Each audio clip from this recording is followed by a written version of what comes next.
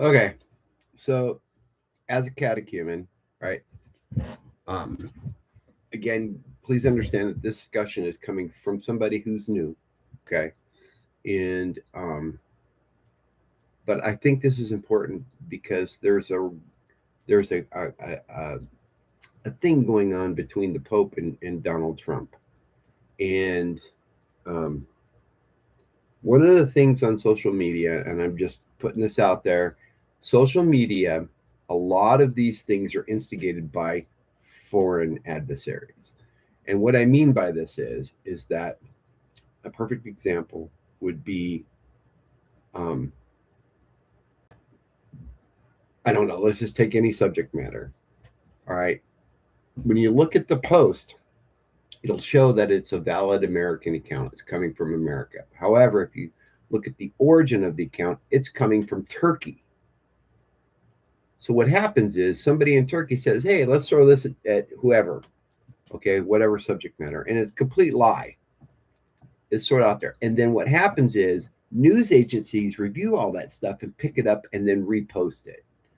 And so you are literally being manipulated by Muslims, by Russia, by China, by Iran.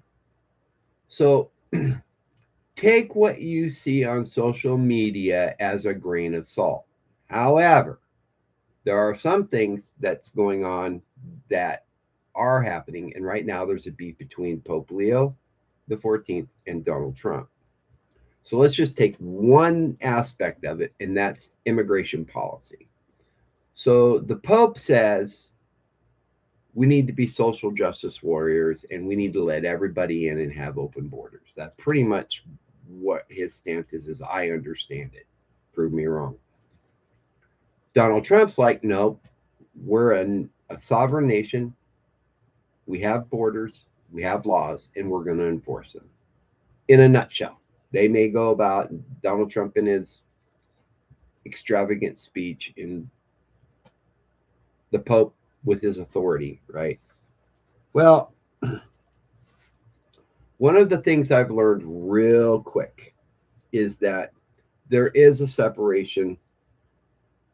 Oops, what happened? What happened? There we go. Okay, it's on sideways. So you got to look at the authority structure within the Catholic Church. The Catholic Church, we all go the Pope, right? The Pope is the leader of the church. However, the real leader of the church is the church itself. And the church itself, if you ever want to know as a new Catholic what you should follow that right there. Okay? This is the church speaking. Okay, not the Pope, not you, not Bishop Barron and Bishop Dolan and none of those. The church. And one of the things that they taught us in the catechism class is that the church is the bride. Okay, the church is kind of like a disciple, like we are. Okay, and that's where this split comes in between the Eastern Orthodox and the Roman Catholic Church. I don't, if I understand this schism correctly, the church was led originally, before there was a split, by a council. There was the Pope, but a council, okay? And then at some point, the Roman Catholic Church said, nah, we're going to go by what the Pope says. We're not going to do this council thing anymore. And so they changed the Nicene Creed. And they added 3 words, and the Son, okay? And I don't think the Eastern Orthodox had an issue theologically with adding "and the Son," but they had a huge issue with the Roman Catholic Church telling them that this change is made, and they have noticed the council has no decision-making process on this. So when I'm looking at the leadership of the church, they're there to guide and help bring grace to the church. Okay. However, the church is the most important thing. Okay. And so we follow the church. Okay. So I just picked the topic because it bothers me when I hear bishops, cardinals, and the Pope refuting what the church says. And in my understanding of it, right? Because there might be a higher understanding. Priests go to school, they know this stuff. However, they will mislead you. You can be misled because you're going by their understanding of it. Okay. Can't mess it up. Right there. Where is it? Right there. Can't mess it up. Because if you ever question what you're being told, go to the church. Okay. So I picked illegal immigration, and I picked it because it's a very important topic. Okay. And so I'm going to read to you paragraph 2241, and we're going to go through what the Catholic Church says about illegal immigration. And then you decide what it means. I already know what it means to me. Okay. And so if I hear anything else from anybody else, I'm being misled. I want to cry heresy, because when you have leaders going against the church, I consider that heresy. However, I could be totally misunderstanding that. Okay. And there's a big thing in the church right now of social justice. Okay. When you say social justice to me, we're done. I don't hear any word you say after that. Okay. Because I believe social justice is an abomination. Okay. And because we go by the church. Okay. So here's what the church says about immigration. The more prosperous nations are obliged, to the extent that they are able, to welcome the foreigner in search of security and the means of livelihood which he cannot find in his country of origin. Okay. So when I read that little paragraph, okay, it says to me, asylum. We have asylum laws in the United States. So what it's saying is follow your asylum laws. Okay. Which we don't, and we need to. The public authorities should see to it that the natural right is respected that places as a guest under the protection of those who receive him. Okay. So that doesn't mean protect illegal entry into this country. It protects the asylum seeker who's been granted the asylum. So we should protect them at that point. Okay. Political authorities, for the sake of the common good for which they are responsible, make the exercise of the right to immigrate subject to various juridical conditions, especially with the regard to immigrants' duties towards their country of adoption. So now what it's saying is now that you come to this country and you assimilate, or you get your asylum, you should assimilate to the laws and the customs and the culture of that country. Okay. You don't come into this country and start waving your country that you're seeking asylum from and promoting that. What you should be promoting is the country in which gave you the asylum. Okay. Immigrants are obliged to respect with gratitude the material and spiritual heritage of the country that receives them, to obey its laws as to assist in carrying civic burdens. Follow the laws, people. Okay.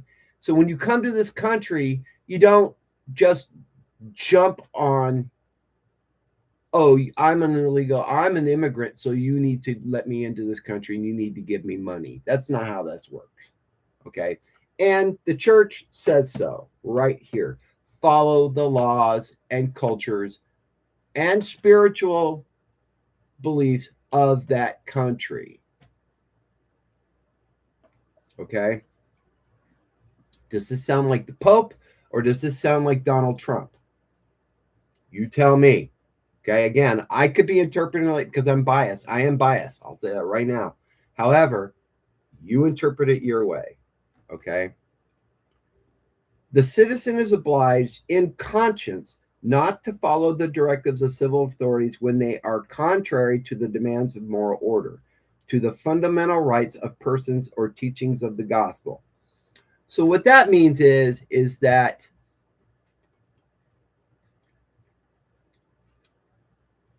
I'm trying to think of an example, but a good example of that is, let's say I immigrated to a Muslim country, but and we all know Islam is an abomination, right? So, and I'll take on all comers on this. My experience, and I'm well experienced with it. They're out there. So if I immigrate to that country, I don't have a moral obligation to follow their religion. Okay, that's how I take that. Okay.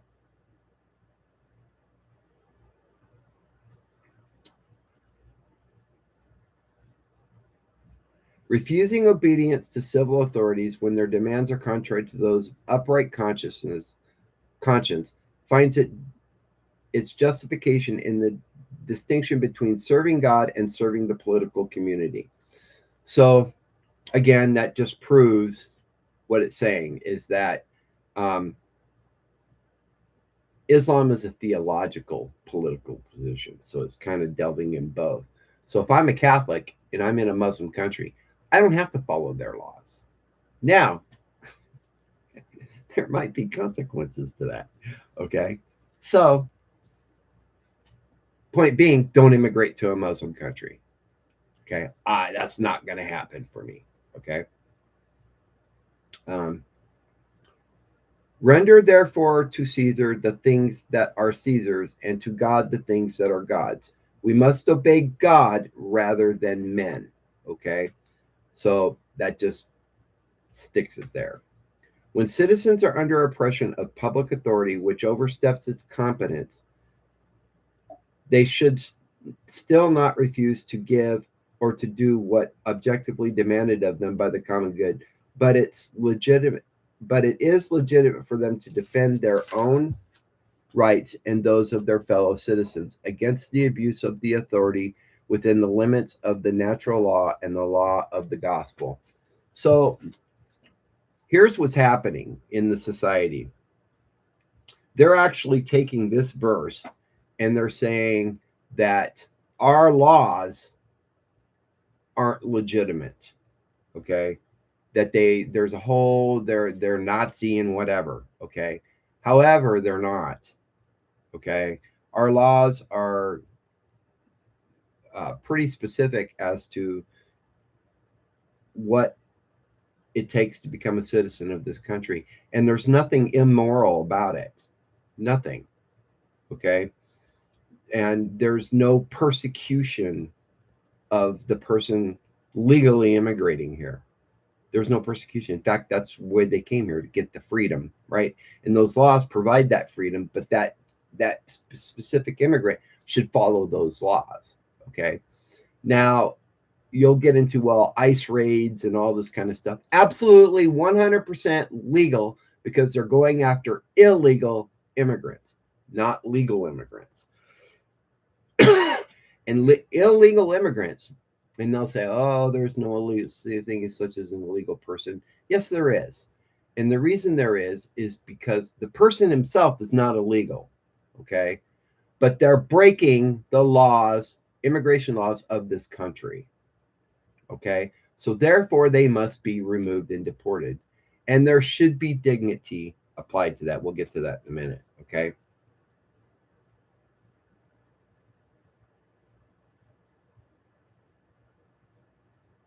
Okay, that's what, okay, so that's the end of it right there. It goes further, but this is where I want to kind of keep it superficial because I'm still absorbing it and trying to understand it. So there is a difference, okay, between legal asylum, legal immigration, and illegal immigration. Legal immigration, legal asylum, legal asylum, legal immigration, legal asylum, legal immigration, legal asylum, legal immigration, legal asylum, legal immigration, legal asylum, legal immigration, legal asylum, legal immigration, legal asylum, legal immigration, legal immigration, Illegal immigration doesn't make the person illegal. Illegal immigration says you're coming into this country against our laws. So therefore, that makes you a criminal. And yes, it does. You don't think that I would be a criminal in Iran just by what I believe? Okay? But you can come to this country, no matter what religion you are, and as long as you follow the legal laws of this country, you're perfectly free to do whatever you want. Okay?